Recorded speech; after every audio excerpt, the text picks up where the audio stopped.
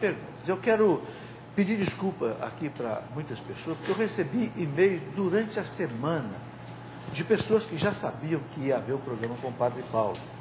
Mas são tantas perguntas que, infelizmente, não tem como atender a todo mundo. Então, você que mandou sua pergunta por e-mail, você nos perdoe, né? E quem sabe, uma outra oportunidade, a gente volta a responder isso daí. Ô, Ju, só as perguntas aí para o padre. Já foi feita uma, não é? Foi feita, eu vou repetir a pergunta que eu fiz no bloco anterior. Tem algum teólogo da libertação que teve sua obra condenada pela igreja? O Carlos do Ceará. Então, veja, houve sim, né, obras que foram investigadas, por exemplo, o caso famoso do Leonardo Boff, né, no seu livro Igreja, Carisma e Poder, em que aquela eclesiologia, né, não estava adequada com a eclesiologia católica. Mas houve, mais recentemente, o caso do teólogo João Sobrino, onde vários livros deles, né, sobretudo na questão de cristologia, né, continham expressões muito inadequadas e, portanto, foram condenados pela Congregação para a Doutrina da Fé. Também o livro Jesus Cristo Libertador, lá de 1970, do Leonardo Boff. Até foi antes do Igreja, Carisma e Poder, que a Congregação da Fé, que nem era ainda o cardeal Ratzinger, era ainda um cardeal antes dele, detectou sérios erros no livro Jesus Cristo Libertador, do Leonardo Boff. Vamos lá, Ju.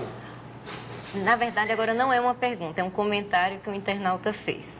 Padre, se alguém me contasse, é possível que eu acreditasse que não estou ouvindo. Um padre de batina, coisa mais antiga e superada. Não há. Pregar na TV ideias dos séculos XVIII e XIX. Daqui a pouco, esse sacerdote que merece de mim, como ser humano, o maior respeito, vai brandar a favor da Inquisição, lamentando que ele tenha sido banida. Não é por acaso que a Igreja Católica tem perdido a cada ano mais e mais fiéis, visto do seu prestígio social desabar, não sendo mais aquela instituição que ditava as normas. Esses padres mensageiros da vanguarda, do atraso, graças a Deus, enterrado pelos novos tempos e pela evolução do ser humano, têm todo o direito de se manifestar, mas não resta dúvidas que eles pertencem ao clero mais preso ao ontem, um jornalista de Porto Alegre. Então, eu agradeço a contribuição desse jornalista de Porto Alegre e fiz questão que esse comentário fosse lido no ar, né? Ela veio me perguntar no intervalo e disse, por favor, leia as críticas, que nós precisamos ouvir as críticas também, né? Então, a primeira coisa, deixa eu lhe dizer, né? Eu não estou defendendo ideias do século XVIII e XIX, eu estou defendendo um cristianismo de 2000 anos. Né? É evidente que o mundo liberal não quer o cristianismo, porque, afinal das contas, quer que o cristianismo morra. Não só que os padres de batina morram, né? Quer que o cristianismo acabe. Só que acontece que o cristianismo é duro de matar, meu filho. É duro de matar porque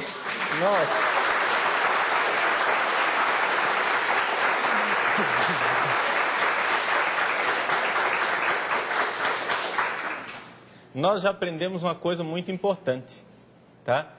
Que eu não quero reabrir nenhum capítulo da Inquisição, porque a igreja já aprendeu, com os seus erros do passado, que a fé não é uma coisa pela qual nós matamos, a fé é uma coisa pela qual nós morremos.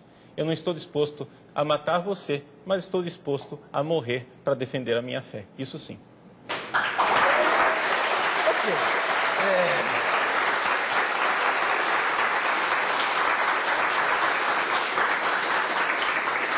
Padre Paulo, uma pergunta aqui que ainda está dentro do contexto de tudo que o cardeal escreveu aí, antes da Ju colocar mais uma pergunta, o cardeal coloca aí que a teologia da libertação, ela revira o cristianismo no avesso.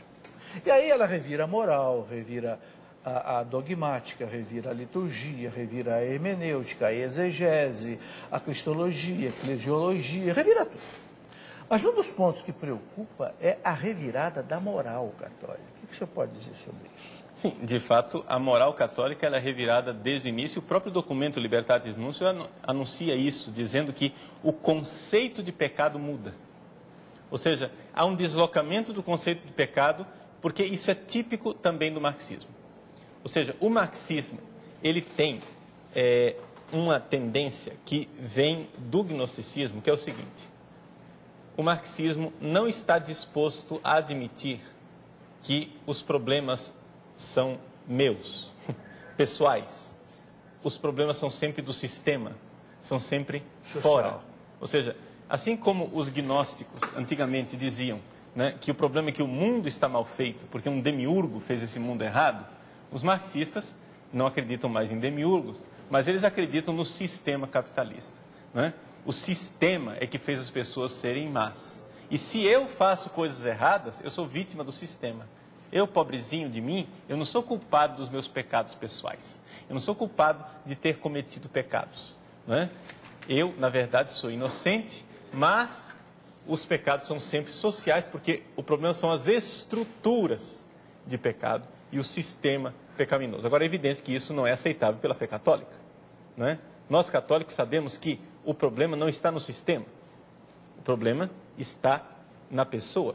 Nós somos marcados pelo pecado original. E, aliás, isso é outra coisa que está na moda na teologia da libertação. Não existe a pecado teologia original. da libertação nega a existência do pecado original, não é? Diz que o pecado original foi uma invenção de Santo Agostinho. Por quê?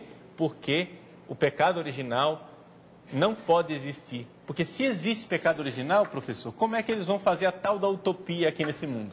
Se as pessoas vão continuar nascendo egoístas, com a tendência para o pecado, com a tendência para não partilhar, não ser solidárias, que é a realidade do pecado original, então como é que vai ter utopia nesse mundo? Eles têm que arranjar um jeito dos homens serem todos bonzinhos, anjinhos, nessa terra aqui. E isso só vai acontecer se não houver pecado original. Né? Então, joga-se todas as culpas no sistema.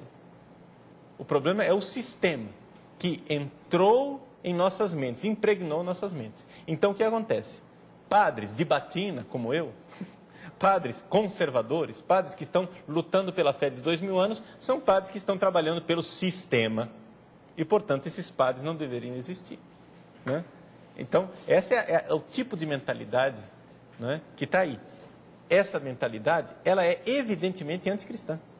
O problema aqui não é o padre de batina, é que o cristianismo incomoda. Que ainda exista, em pleno século XXI, uma criatura que realmente crê no Evangelho, que realmente crê, não está escrito na Bíblia, para eles é um absurdo. É o fim da picada. É uma traição total. É verdade. Padre Paulo, vamos lá. Ju, mais uma pergunta aí, vovó.